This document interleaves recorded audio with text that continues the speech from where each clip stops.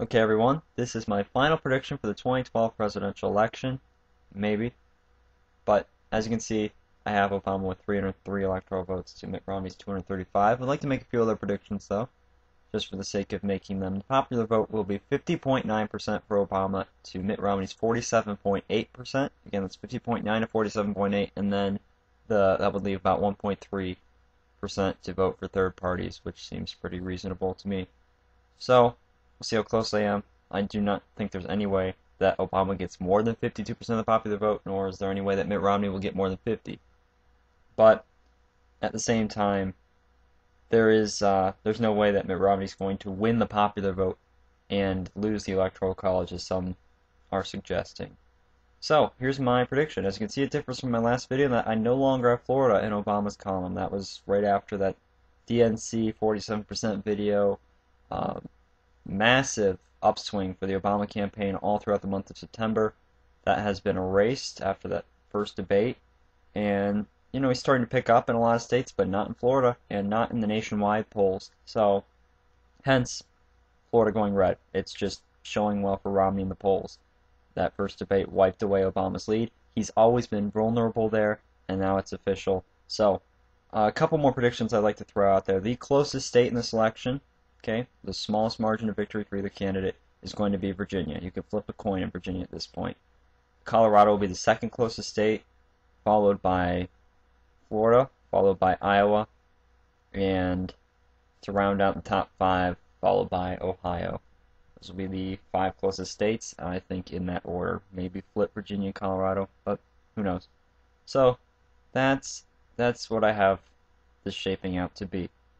Now, the purpose of having this video in this format is so that I can click around and use the map to kind of illustrate points. But the reason I think Obama's going to win this no matter what, the reason he has it in the bag, so to speak, is even with the devastated economy, even if it were to, we get a bad jobs report, which, by the way, they are anticipating a bad jobs report this next month for October, the way he can afford to lose so much more than Mitt Romney can. The math is so much better for him, and it's important that I show this.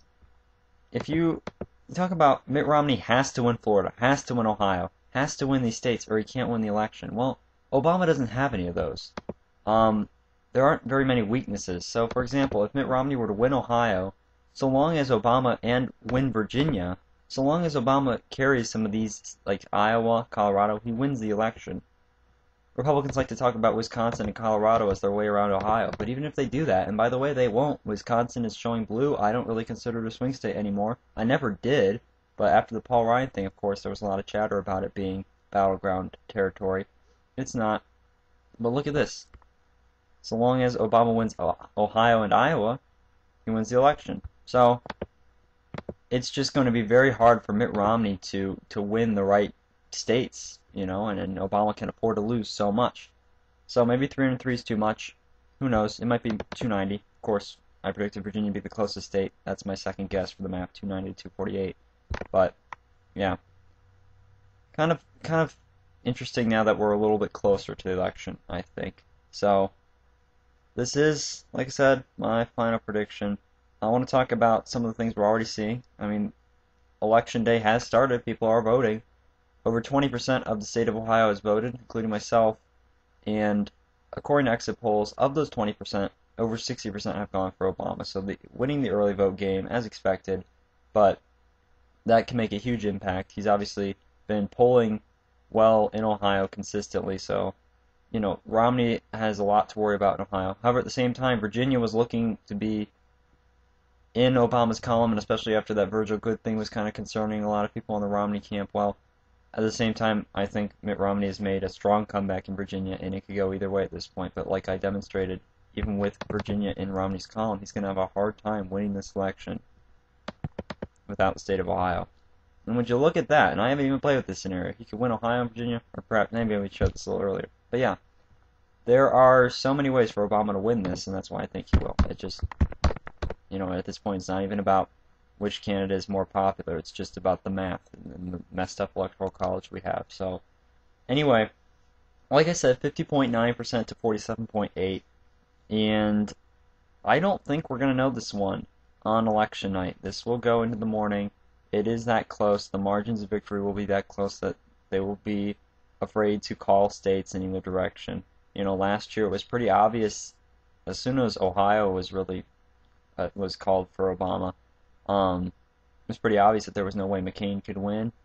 I don't know if I said last year. I apologize. 2008 rather, if I misstated that. Um, it was pretty obvious that come